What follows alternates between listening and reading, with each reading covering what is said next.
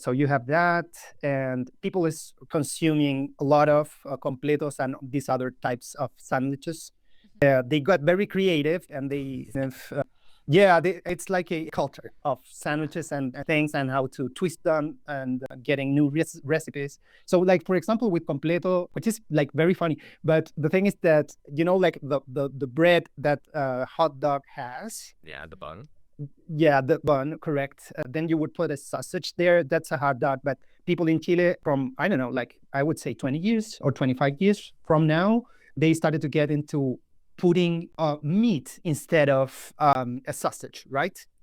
Okay. That's not a completo anymore. That's an as. S. Okay. Just A and S, like Okay. two. Yeah, letters. as. Yeah, two letters. Okay. Don't get confused. Don't put two.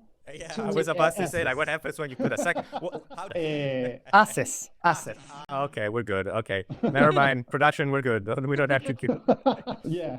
But so, like, there's a lot of different like elements that I don't think a lot of people would even know. So, like, do you think that Chilean culture has been like represented correctly, or like has the reach that they should have? I think no. Okay. I think that before the 2000s, Chile wasn't too worried about how to be represented outside Chile, So like it's like a bit of a new thing for us to be, like culturally represented around the world.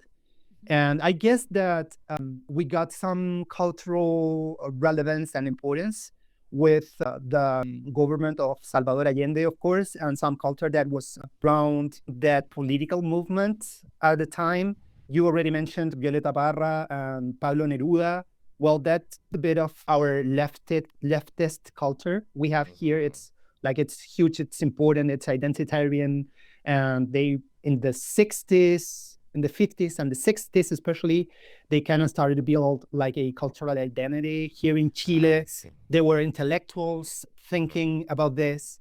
And, like Violeta Parra is a huge artist here. Not only her, like there are many others. Of course, you would know about Victor Jara, who was also like a Nueva Canción person, very important.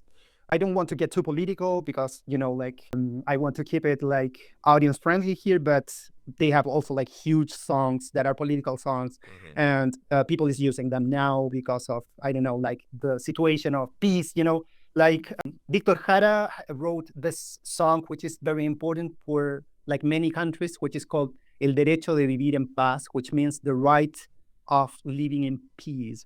So that's a very important song, and very to the point, and especially for these moments in the world in which we have some conflicts around. But yeah, also that. So there you have, and then we have in the 70s we have a dictatorship here in Chile, which is also like very well known. But I think that many of those artists that were around, they started to, let's say, they went into exile. Let's put it like this, because that's truth.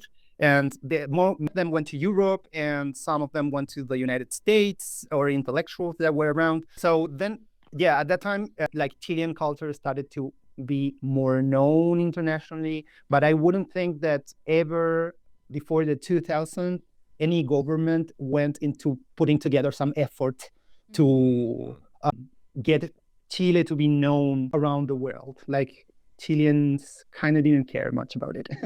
Okay. So let's concentrate on this aspect that you were talking about. So music and then the language behind it. And we know from before the show that you have written songs in English and Italian.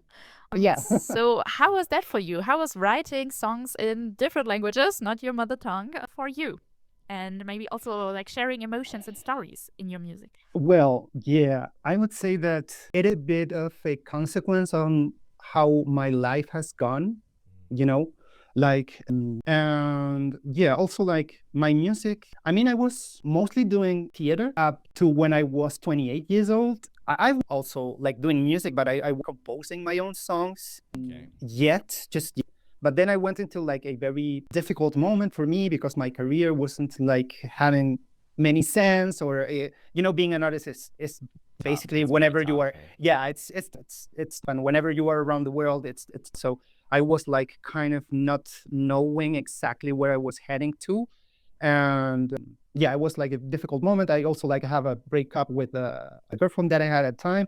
And in this very moment, I get a ace to go to Denmark, for a, yes, I went to Denmark for a, let's say, what was that? It was like a artist residence, right? So I was required to create, a performance that I was trying to put together.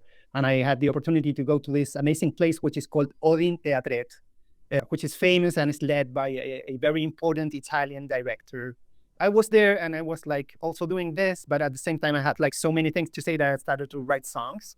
And all those songs that I wrote at the time were like, I was trying to figure it out, what's my life and stuff. Okay, so and also okay. things that were, things that were happening to me at the time.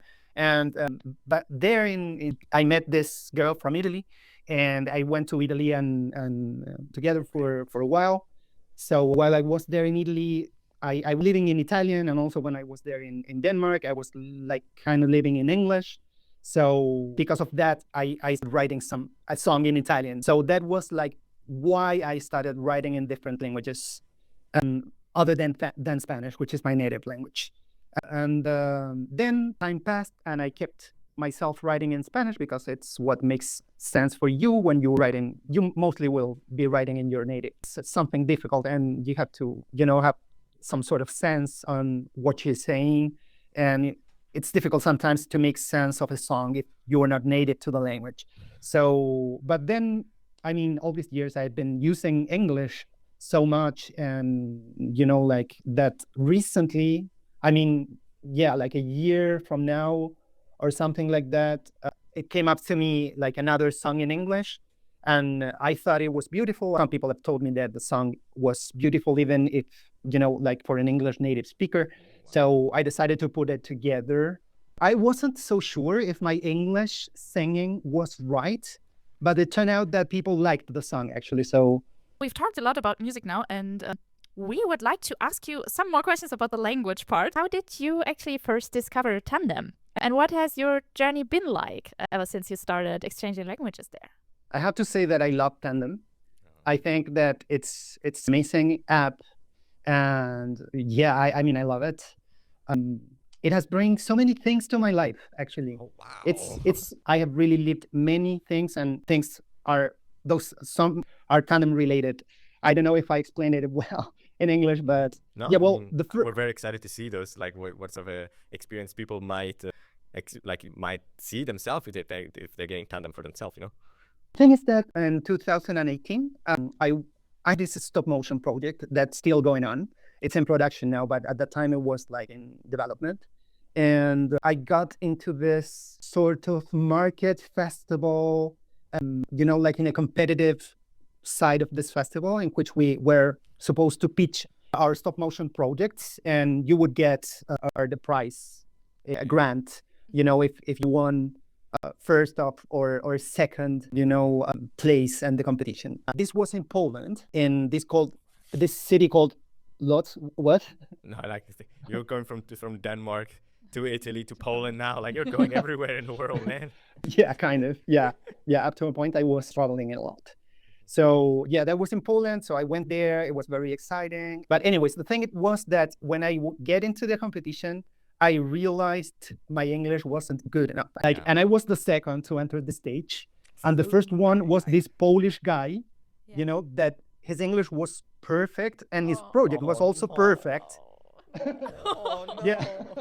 Yeah. And also, like, at that time, I discovered that all these people from Eastern Europe, they all had like this killer English. Like, my project was strong, but English skills wasn't. They weren't there yet. Yeah.